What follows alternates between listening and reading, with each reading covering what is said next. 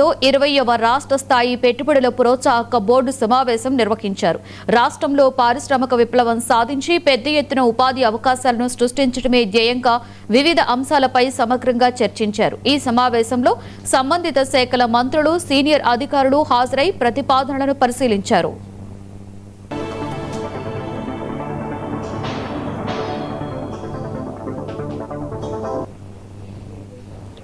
ఈ సమావేశం ముందుకు వివిధ రంగాలకు చెందిన మొత్తం 37 ప్రాజెక్టుల ప్రతిపాదనలు వచ్చాయి. వీటి ద్వారా రాష్ట్రానికి 2.08 లక్షల కోట్ల మేర భారీ పెట్టుబడులు తరలివచ్చే అవకాశం ఉంది.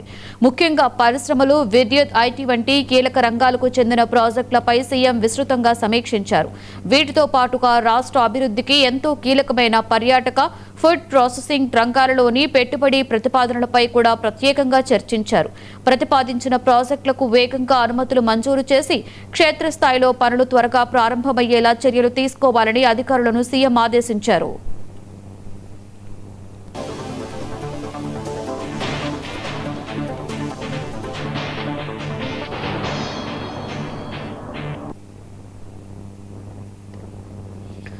లండన్ పర్యటన ముగించి